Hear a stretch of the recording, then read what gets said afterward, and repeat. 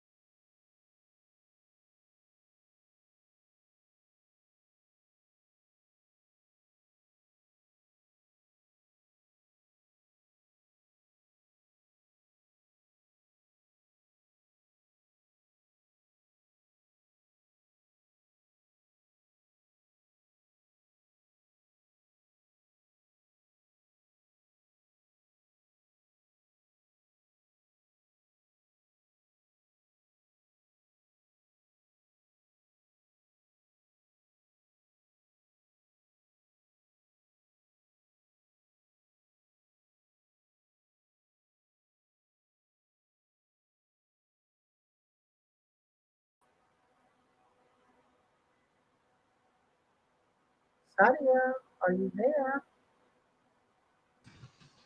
Hi. Hi.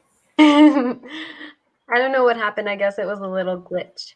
I think we have the aftermath of the Great Chicago windstorm. I just got through telling our viewers, those who haven't seen you on this program before, all about you, Yay. multi-talented woman who I've had the privilege to meet.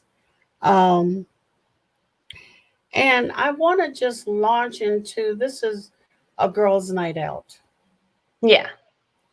and loads of things to talk about. And first on my list is a couple of your articles have been on Kashmiri women, Hmm. and you've looked at it from several sides. In one of them, you talked about glory, which is the word for whiteness, and this praising and kind of, I mean, it's really close to shirk, but kind of really praising and whiteness. The other side, however, has been a use of looking at the use of women's bodies for nationalistic purpose. And so I Hmm. want to go back and talk about both of those a little bit. So it's a little bit of review for those who have been with us before, but new to some of our listening audiences. Okay. So, yeah, again, like the previous time I was on the show, we talked about South Asian women, and how these standards of beauty are put upon them in terms of whiteness and how that informs anti-Blackness in South Asian communities. But then I also talk about, in these articles that we're talking about, how like in South Asia in particular, because that's my area of study, Yeah. um, how women are used as a synonym for the nation. And we see how the policing of their bodies kind of mirrors nationalistic ideals at the time that these images pop up. Um, in particularly, I apply historical analysis to current events in terms of like what's happening in Kashmir, because it is an area of unrest in South Asia, and how there is brutalization against women in terms of sex crimes, and body politic, um, and how there are instances that this like mythical mother nation pops up, um, while these like sex crimes are occurring.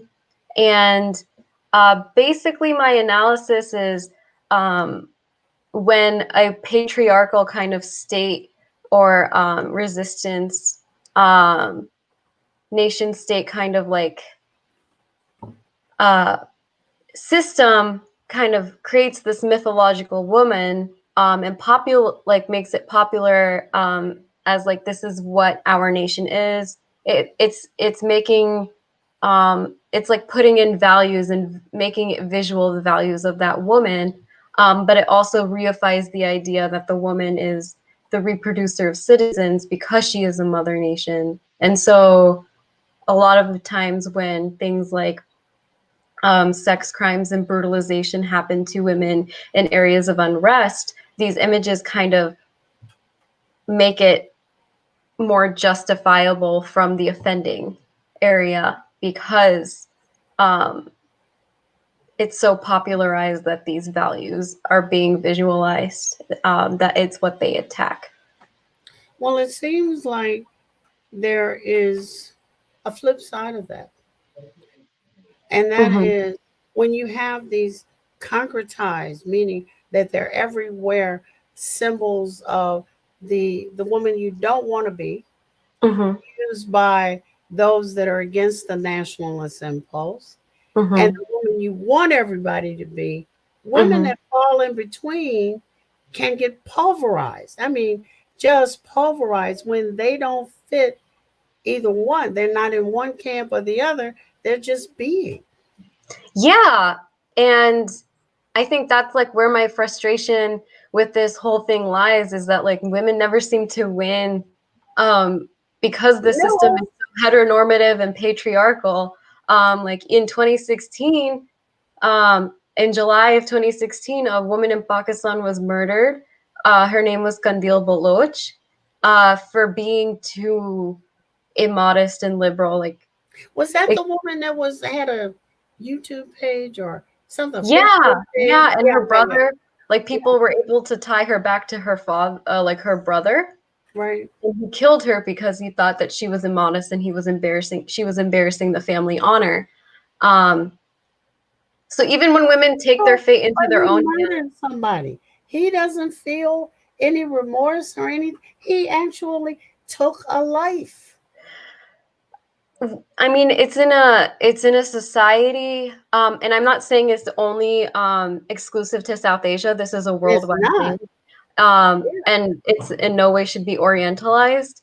Um, but what like, it's where the honor of a community is is put upon the woman, and you see that here too. Um, um, I saw on the news, and I'm thinking I stay up too late, so my days are running into each other. But they had, and I'm not remembering where in Pakistan it was. No, it wasn't. It was in India, where there was a nurses' strike. All the women were out in the street striking because they're expected to work in these hospitals, mhm. but they're not given any PPE. And then it was okay, it's again, it's okay for the women to put their lives on the line, stay away from their husbands and children because they're working extraordinarily long days here or anywhere else in the world. They're not given stuff to protect themselves. It's like, okay, well, if you die, we got some more to protect, to stand in your place. But these women were saying no, and they were both Hindu and Muslim women. That's one. And then Modi came on and said, "Oh, well, we're shipping this to this place and shipping that to the other place." It sounded so much like Trump. It was giving me a headache. But I think the uses of women, whether every society is patriarchal except the one matriarchal society, which happens to be Muslim, which is often Indonesia, uh, all of these things are always occurring. So, my second question is, why are women so complicit in carrying on traditions which harm them? I I I I mean, I can't answer that for all women. I think part of it is, Just your thoughts, just your yeah, I think part of it is being born into a system, um, and having it be something that like you were taught and it was like reified through social cues growing up in different community, like in your community. Um, and like no one wants to like purposefully live a harder life. yeah. Um, and some like I can expect that some women know that it's not what they would want to do really deeply inside, but it's like, do I want to like pick this battle, this uphill battle But for the that's rest a of my life? life battle. Yeah. Hmm. Yeah. It's like do I want to be this like person that like so many things are hinged on how I look or how I act? Like, do I want my future kids to be subjected to my reputation? Do I want to like have my parents go through something that like can cause them distress? You know, there's so much. And even in like friends from all different cultures, like growing up and in college, it's like, oh, like my parents like would die if I did that. You know, like it's like a lot of the times they're not even doing it for themselves, and yeah, they're complicit, but it's because they're human and they know that like people they love will be affected, and they'd rather not that happen. Well, we could say that if parents were involved in wrongdoing, and so you make the choice to stay inside that environment of wrongdoing, Mm-hmm. murder, thievery, corruption, because oh, my parents would die if I left wrongdoing and doing. And for the Muslim uh, young woman, when does she cease to be Muslim and it all becomes about culture? Pardon? Do you see what I'm saying? I mean, it doesn't have to be something like I want to marry somebody, what's generally called a love marriage. Mm-hmm. My parents wouldn't approve of. It could be the woman who lives in a well-to-do family, which is involved in corruption, Mm-hmm.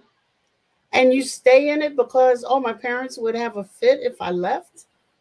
Well, I mean, that's doesn't, I guess that's not all of the reason why. Like some people just, you know, that's their way of life and they have no qualms with it. Um, So women are complicit and knowingly complicit sometimes. yeah, sometimes, but I don't know if that's because of their womanhood. Say more. I mean, I know like, I got you thinking. So take your time. You don't have to have a spot on spot in. This is yeah, conversation.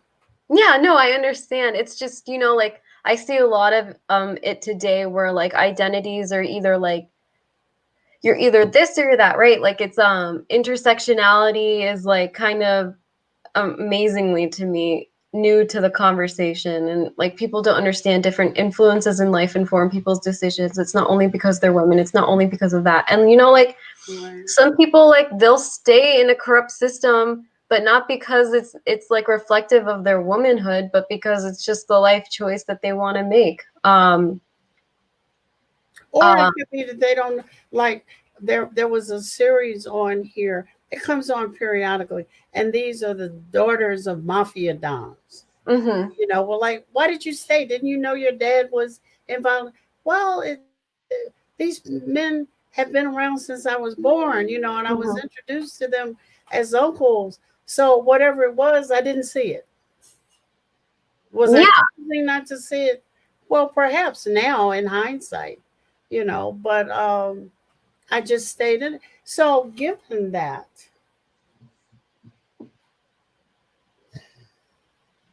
I don't want to ask, is there any hope for minimizing patriarchy? Uh, or is a better question, is there any hope of women ever really being able to use their God-given talents? Make their own, I mean, they're human after all. Mm-hmm, They are not going to make any more poor decisions than men. mm-hmm. I mean, I feel like women already are using their talents as individuals. It's just hard to kind of see the full potential of that because of a lot of the patriarchal systems that we're in. I mean, there's still some like matriarchal systems in America with indigenous people. Um, They're not true matriarchies, but yeah. Yeah. Uh-huh. Um, but it's like, like you see that women are trying to, work for themselves and only for themselves. Um,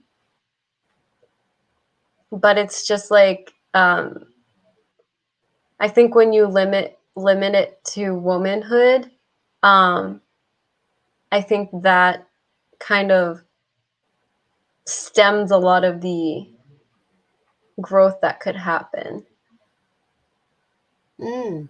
like I their think I agree. experiences to Yeah. womanhood. Yeah. Yeah, it's not just womanhood, it's race, it's class, it's a whole bunch of other things that come into play.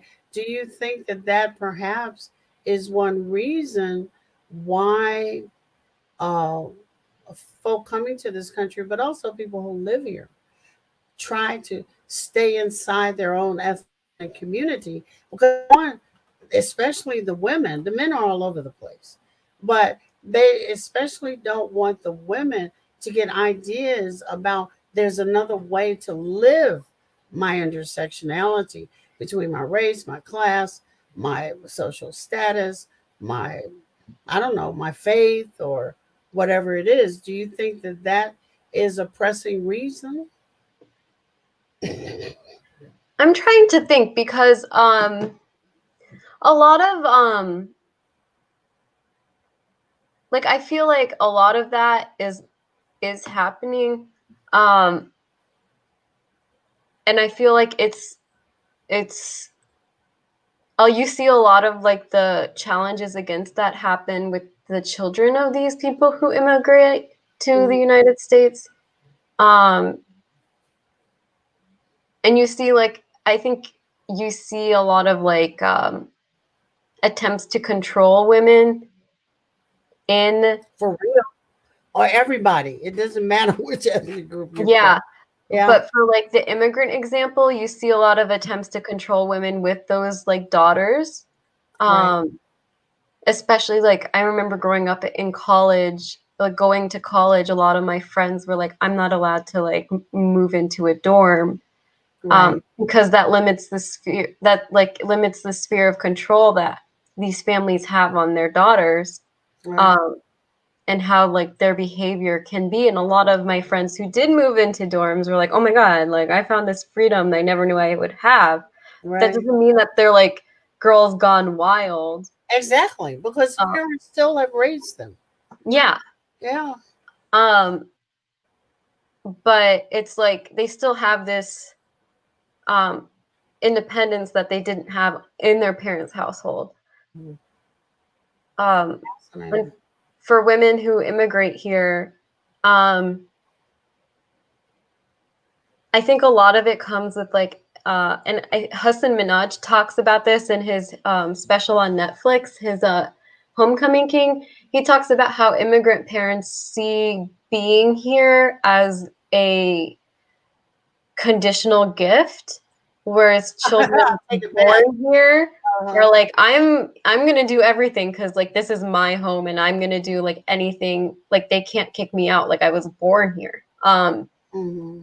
And so a lot of it's like behaving as an immigrant and reflecting like the best view. Again, it comes to like the image of the ethnic identity, um reflecting the best upon the people, like your oppressors, whereas like the kids are like, my oppressors can't kick me out of here. I'm gonna stay. Like I'm gonna do whatever I want. Yeah, But I'm like a born citizen.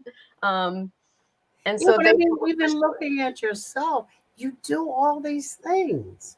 You write, you draw, you think seriously about women. You even think seriously about nationalism. Mhm. And is going for a PhD soon, might I add.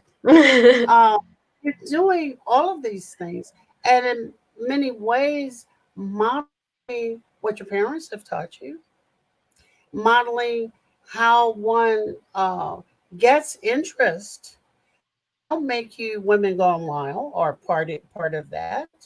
Um, so I think that we're getting some new models, but I have to say that there are some women the especially here in the United States, the land is so vast. The numbers of different ethnic groups of people is so large, very heterogeneous society, Mhm. heterocultural, I mean, well, multicultural, Mhm. multi-religious. There's too many things Yeah. to sway somebody one way or the other. And I just remember when there was a lot of more exploration of what it means to be in America than there is now. There is this, oh, we got to stay with each other. We've got to rise as what Hassan Minhaj, sorry, calls the model minority group. Mhm. We pour all this money into what's called populist right wing politics. We're going to elect Trump. We're going to do all of these things that go against the very faction of folk that opened the door to let you in the first place. Yeah. That's very interesting. Yeah, I mean, like, as a Muslim American South Asian woman who grew up right, like, I was like, how old was I? I was 7 when 9/11 happened. Yeah. And, like, that's still young, but I still noticed, like, right after 9/11, my parents were like, don't talk about how, like, if someone says Muslims are bad, don't fight back about it.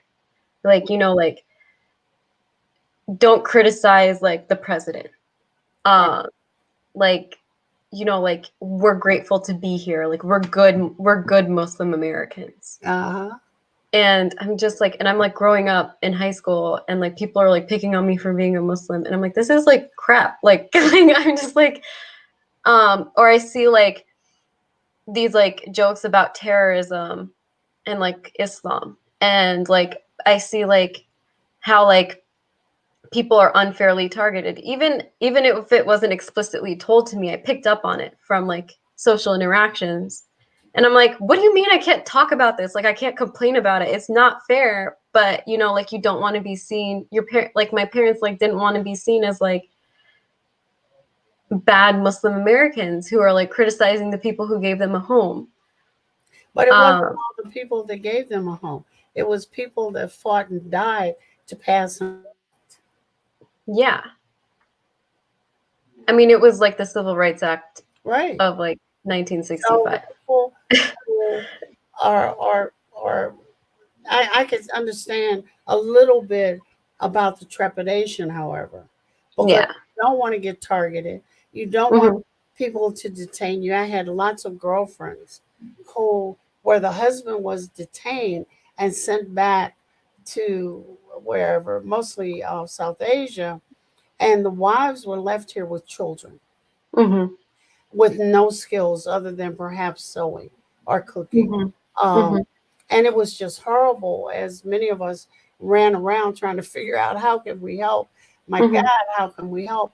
And I mean, the time extends itself because the U.S. Patriot Act changed something about the basic fabric of this society. And I mean, those of us who don't have any to get deported to, or well, might get detained for something else, but not for that. Um, really don't know what it's like to immigrate Yeah. for this different in sights, sounds, tastes, smells, human interaction, into a new society where the rules of the road are very, very different. Mhm.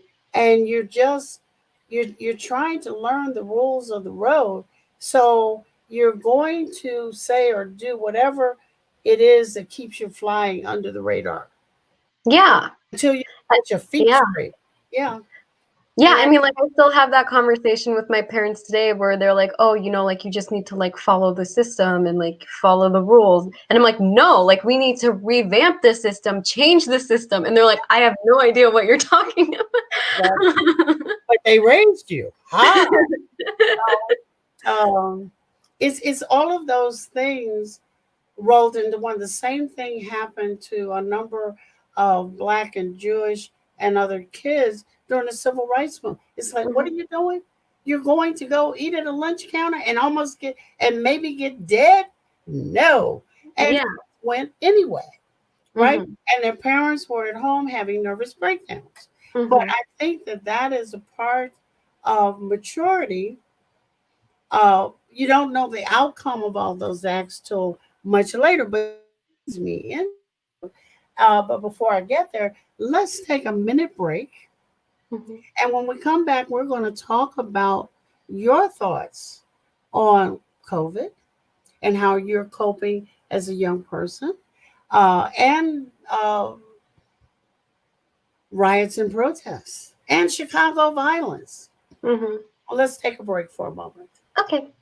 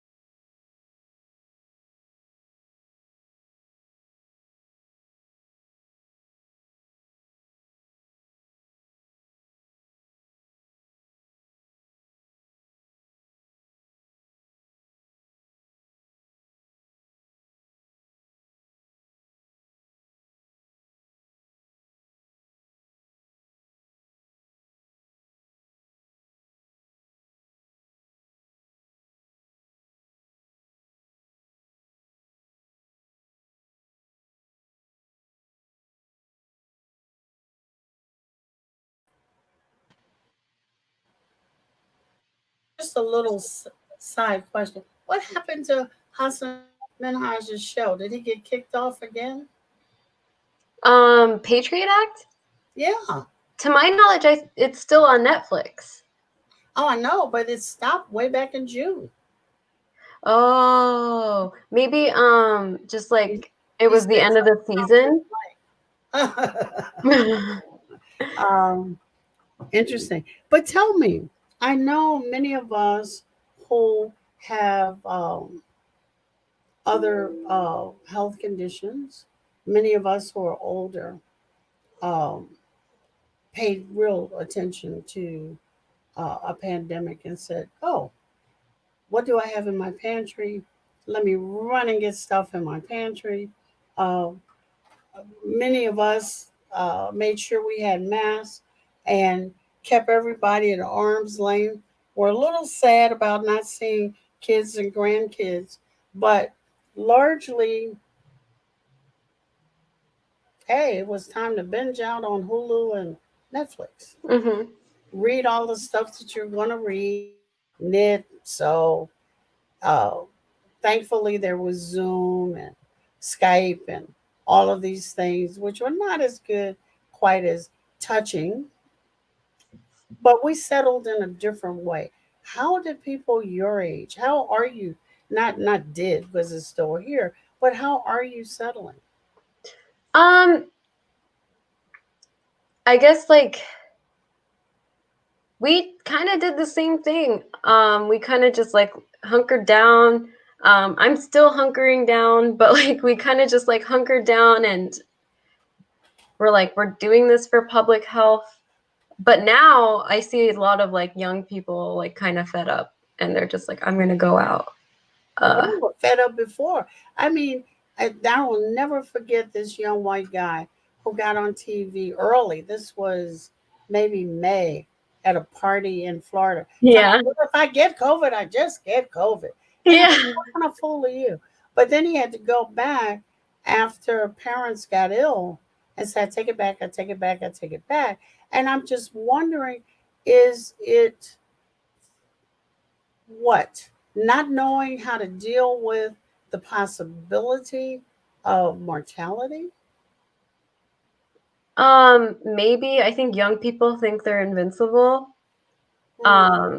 And so they're just like, oh, we just need to worry about, well, like, we don't need to worry about anything. Like, I remember before lockdown even happened, they were talking about young people like buying plane tickets that were really cheap and going places, Yeah. because they're like, I'm not going to get sick.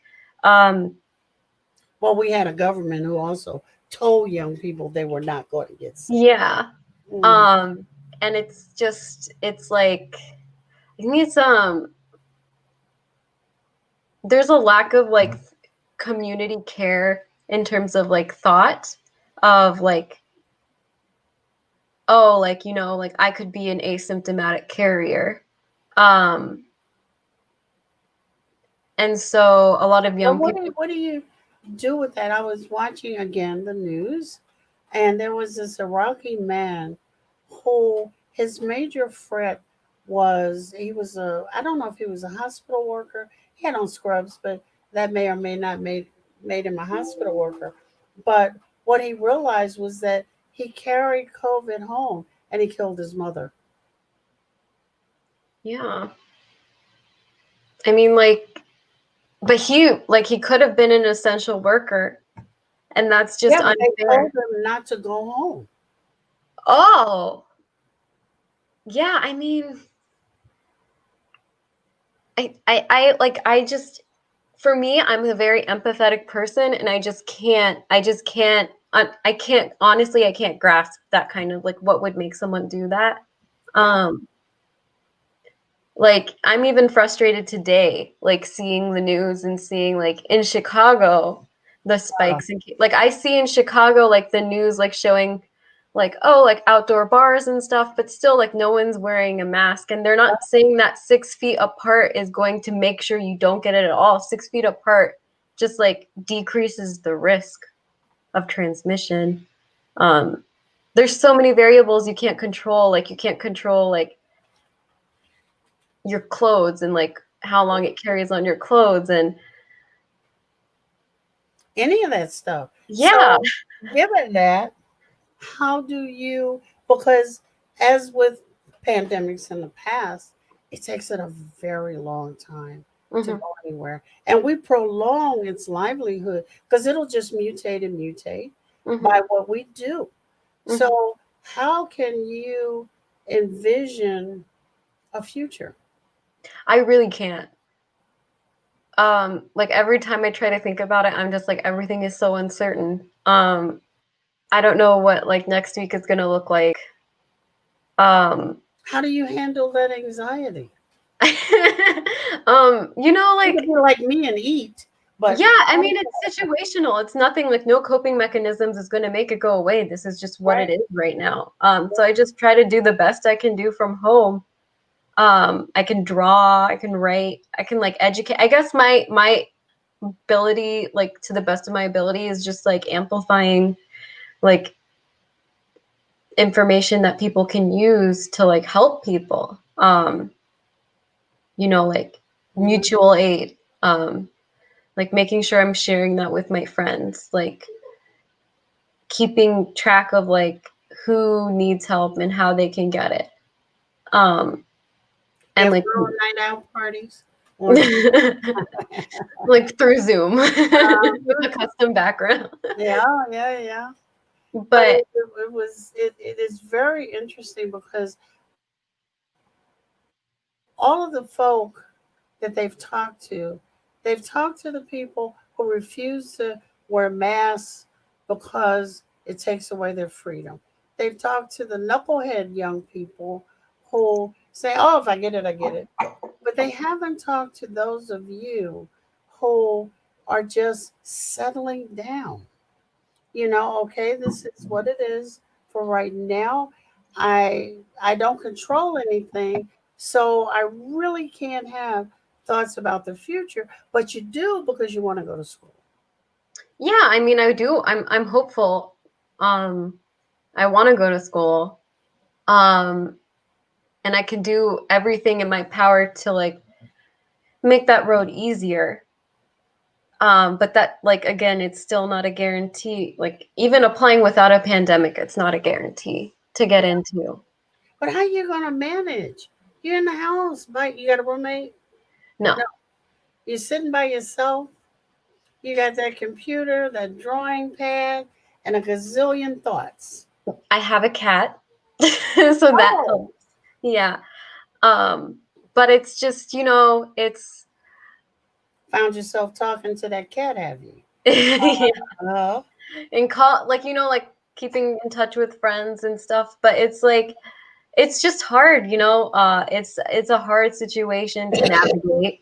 It's a hard situation um to kind of express, because I don't, like, no one my age has, like, been in a situation where there's been a worldwide tell me about pandemic. it. Tell me about it. Um, My age either. yeah. Oh, no, but that's not true. We had Ebola. We had SARS, Oh, yes. and but in both of those situations, we were not quarantined. You were just asked. I mean, the people who had it were treated or died. Everybody else was asked to pay attention to coughs, but there was no quarantine.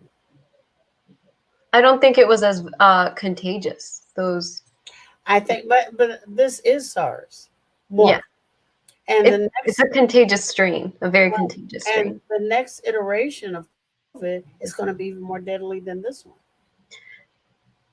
I mean, I blame a lot of, like, people's kind of, like, negligence on, like, our leadership, our Yeah, country's leadership, and, like, the lack of, like, it's kind of like an ostrich that sticks its head in the sand. right, Um, the danger is there, like, the state just doesn't want to see it. right. Um, and it's just like, we live in a country where the president is, like, hyped up to be the ultimate authority figure, and it gives the best advice because he's the president. And so there are people who are like, well, he's the president, and they just don't listen to, like, what doctors are saying, because the president isn't saying what the doctors are saying, and it's just making everything worse, and it's just really frustrating to watch unfold, and you're just, like, screaming at your TV. Exactly. I do a lot of that. But Yeah. given that, and we, for those of us who are Muslim, during the pandemic, we had for many the first Ramadan during the pandemic, and people had to move to change traditions. And then they found that Islamic legal scholars didn't work because it didn't matter what you had to say. The city shut masajid down. Hmm. Then we rolled right, we stuck our toes out. They said, oh, we're going to go through phases. And we walked right into protest. How did you understand the protest? um I think the protests kind of were catalyzed by COVID. Okay, so Um, more. um, like, it when COVID really hit, like, substantially, Black people were hit the most. Black and Latinx people were hit the most. Yep. And then you get a video of a man who can't breathe because of police brutality. So Black people can't breathe because of public health crisis Uh huh. and the lack of attention paid to them by the system, and in terms of healthcare and in terms of punitive law enforcement. Um, Housing, food, yeah. the whole 9 yards. And for those who knew little about American history, and but it's not just knowing little about American history, it's also how American history has been rewritten. So even if you spent some time, you would have to sort what's real and what's not real. Um, and that for most people who haven't lived it is daunting.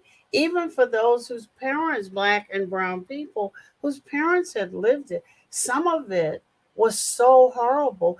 They haven't told the stories Mm-hmm. to their children. Mm-hmm. So we move into that, and I want to talk about the violence in Chicago.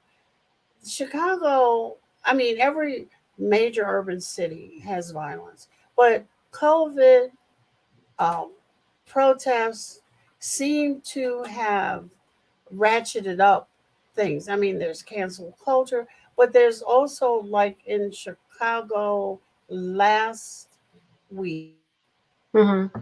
someone sent out an inaccurate social media post, which caused looting and violence to themselves and others down in Chicago's Loop, which is Chicago's downtown, for those of you who are somewhere else. This had nothing to do with the protest in one sense, in a very major way, but had everything to do with an inappropriate use of social media, even though the person who posted it might have thought their intentions were good, but they didn't check the facts. Mm-hmm.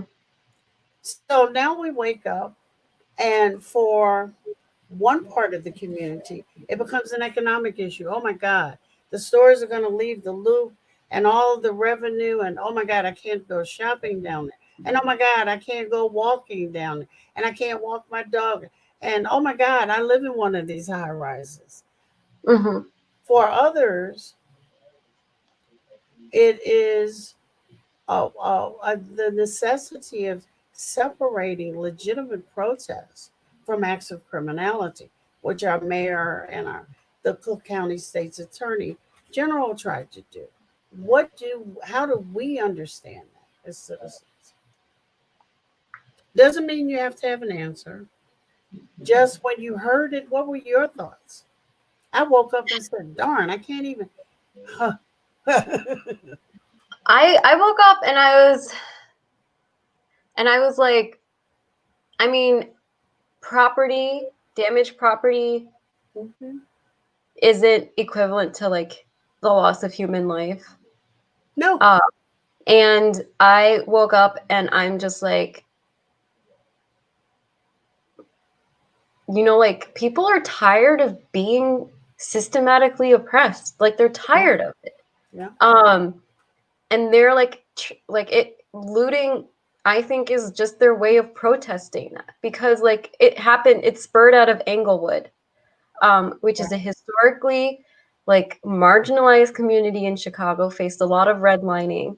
right, Um, and like it's just people are like using the criminality of it to I feel like to gloss over the historical nuances that like yeah. people are tired. They're just tired of being So poor. even if they get an inaccurate tweet, that's enough to set them Yeah, off. Yeah. yeah.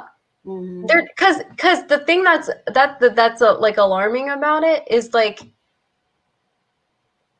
it could have been an like they're so used to it that like they're like oh like they didn't even second guess it, Right. Right. because I believe the inaccuracy was that it was a child when it was a 20-year-old. Right. And a 20-year-old to me, I'm 26. The 20-year-old to me still sounds like a baby. Like I was still in college, Yeah. Um, and like it's still like it's still a young man who got shot. And Right. people are just tired of seeing like kids they went to school with getting killed, kids they like grew up with like getting hurt, like their brothers, their friends, like their sisters. They're tired of it. And they're like, you're not doing anything you're just throwing us in jail. Like the city's not doing anything. You're not helping me like break out of this cycle. You're just going to criminalize me. And So they're what do you think about us getting? What did we get? 100 federal police officers, federal agents, federal something or the others. tired. It's like the federal government sending a portion of the army in. What do you think about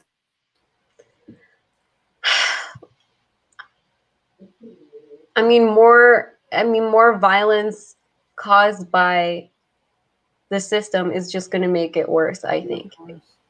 It's going to make people even more fed up. Yeah. They don't want like no, it's desperation. I think people really need to think about like to what lengths people have to go through to like act like to go out and put their safety at risk because their communities have been historically policed against, to go to a popular area in Chicago where people go shopping and people like hang out and just destroy the property. Like that's risky to do, especially as like a group of Black people. Yeah. And it's Well, not it's risky, but it's also risky breathing.